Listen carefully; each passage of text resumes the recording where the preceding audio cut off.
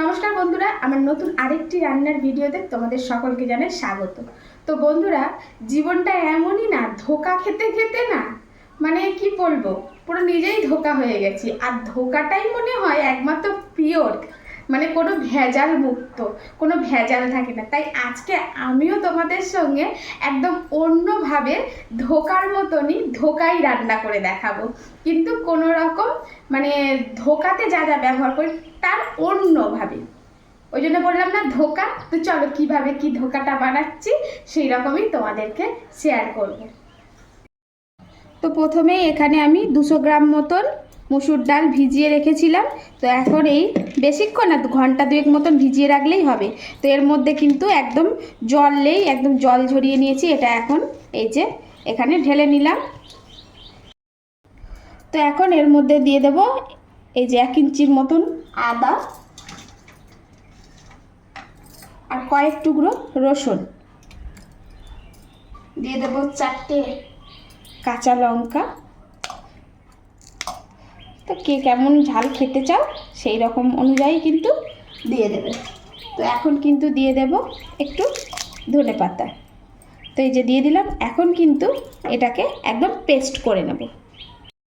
তো এই তো সমস্ত কিছু একসঙ্গে পেস্ট করে নিয়েছি। এখন এটা একটা এই যে পাত্রের মধ্যে ঢেলে নেব। একদম সুন্দর করে মিহি করে কিন্তু এটা পেস্ট করে নিয়েছি। তো এখন কিন্তু এই ডালের মধ্যে এই যে 2টো ডিম আমি দিয়ে দেব। এই যে বাটাটা রয়েছিল তার মধ্যে এখন এই যে 2টো ডিম ফেটে দিয়ে দেব। তো এক্ষেত্রে তোমরা 2টো দিতে পারো, একটাও দিতে পারো, যার যেটা যতটা প্রয়োজন। 2টো ডিম ফেটিয়ে দিয়ে দিয়েছি। এবারে দিয়ে দেবো এই যে স্বাদ মতন লবণ। তো লবণটা তো আন্দাজ অনুযায়ী দিতে হবে। তো এখানে লবণটা দিয়ে দিয়েছি। এখন কিন্তু এটাকে বেশ ভালো করে ফেটিয়ে নেব। এই ডিমের সঙ্গে সুন্দর করে একদম এটাকে ফেটিয়ে নেব। ডিমটা দিয়ে বেশ সুন্দর করে একসঙ্গে ফেটিয়ে নিয়েছি। এখানে কড়াই বসিয়ে দিয়েছি আর কড়াইয়ের মধ্যে দিয়ে দেবো খুব সামান্য করে তেল। এতে কিন্তু খুব বেশি তেল লাগবে না। আর তোমরা চাইলে এক্ষেত্রে কিন্তু ছাঁকা তেলেও ভাজতে পারো, আবার এরকমভাবে অল্প তেল দিয়ে স্যালো ফ্রাইও করতে পারো। তো এই যে এটা ফেটে নিয়েছি। এখন এই কড়ার মধ্যে দেখো তেল দিয়ে দিয়েছি। আর এখন এটা কিন্তু দিয়ে দেব। তো কড়ার মধ্যে এটাকে দিয়ে দিলাম পুরোটা। আর এক্ষেত্রে কিন্তু তোমরা অনেকটা তেল দিয়েও ভাজতে পারো, আর এরকমভাবে অল্প তেল দিয়েও কিন্তু এটা ভাজতে পারো। তো এই যে এইভাবে একদম পুরো সুন্দর করে সমান করে দিয়ে দেব।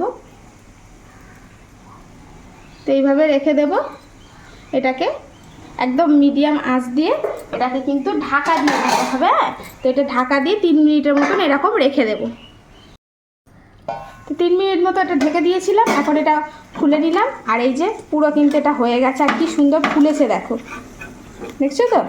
তো ধার থেকে একটু এরকম আলগা করে নিলেই এটা কিন্তু একদম উঠে আসবে। এই দেখো। তো এখন অপর দিকটাও এইভাবে দিয়ে দেব।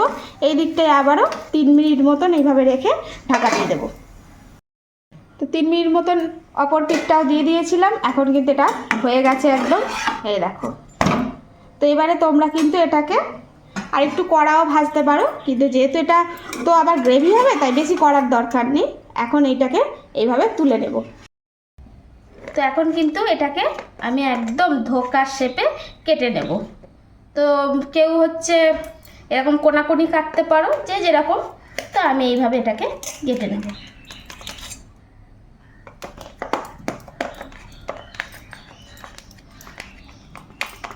যার যেমন পছন্দসই অনুযায়ী কিন্তু কেটে নিলেই হবে। যেটা এইভাবে কাটতে হবে এমন কিন্তু কোনো কথা নেই।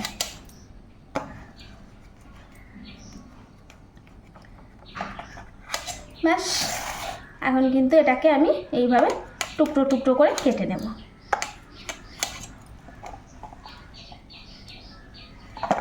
তো এইভাবে টুকরো টুকরো করে এটাকে কেটে নেব।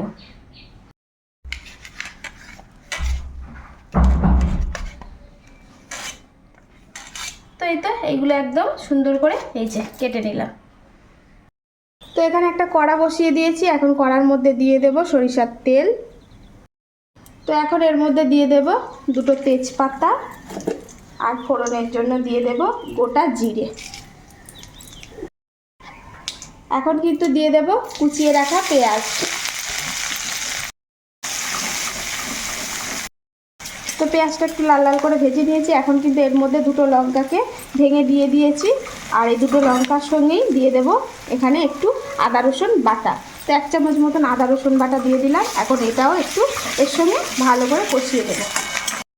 আদা রসুনটা একটু কষিয়ে নিলাম। এই যে এখানে একটা টমেটোর পেস্ট করে রেখেছি, এই টমেটোর পেস্টটাও এর মধ্যে দিয়ে দিলাম। তো এখন এটাও বেশ ভালো করে কষিয়ে নেব। এর মধ্যে এখন দিয়ে দেব কিন্তু সমস্ত রকমের মশলা। তো প্রথমেই দিয়ে দিচ্ছি হলুদ। তো এখানে আমি 1.5 চামচের মতন হলুদ দিয়ে দিলাম। দিয়ে দেব 1 চামচের মতন লঙ্কার গুঁড়ো। তো তোমরা যে যেমন ঝাল খেতে পছন্দ করো সেই অনুপাতেই ঝালটা দেবে।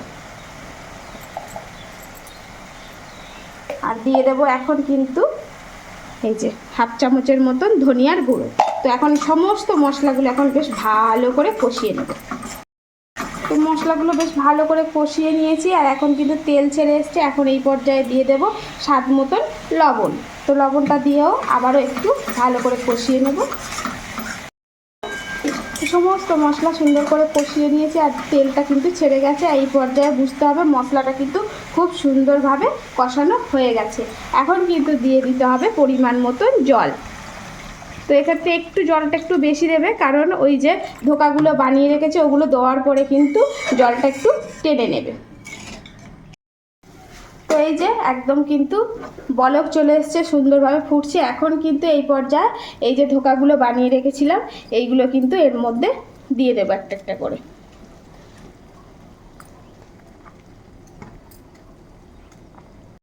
তো সমস্ত ধোকাগুলো এর মধ্যে দিয়ে দিয়েছি। এখন কিন্তু এটাকে একটু মিডিয়াম আঁচে রেখে এটাকে কিন্তু একটু ঢেকে রেখে ফোটাবো। তো এইভাবে মিডিয়াম আঁচে 5 মিনিট মতো রাখবো। তো 5 মিনিটের মতন এটা একদম ঢেকে রেখে দিয়েছিলাম। তো এখন কিন্তু এই যে ধোকাগুলো বুঝতে পারছো তো কি সুন্দর একদম বড় বড় হয়ে ফুলে গেছে। তো এখন কিন্তু এর মধ্যে দিয়ে দেব স্বাদ মতন একটু চিনি। আর এই ধোকা টোকাতে না একটু মিষ্টি দিলে বেশ ভালোই লাগে। তো যারা পছন্দ করো তারা অবশ্যই দিও, আর যারা মিষ্টিটাকে পছন্দ করো না, অ্যাভয়েড করতে চায়, তারা কিন্তু অবশ্যই অ্যাভয়েড করে দিও। তো যাই হোক, এই যে একদম কিন্তু রেডি হয়ে এসছে। তো শেষ পর্যায়ে একটু গরম মশলা উপর থেকে দিয়ে দেব, আর দিয়ে দেব একটু ধনিয়া পাতা। তো ধোকা কিন্তু একদম রেডি বন্ধুরা। এখন কিন্তু এই ধোকাটা ঢেলে ফেলবো। তো এই যে, তো এই তো বন্ধুরা একদম কিন্তু ধোকা রেডি। তো বন্ধুরা কেমন হয়েছে ধোকাটা? অবশ্যই ভালোভাবেই ধোকাটা দিতে পারলাম না।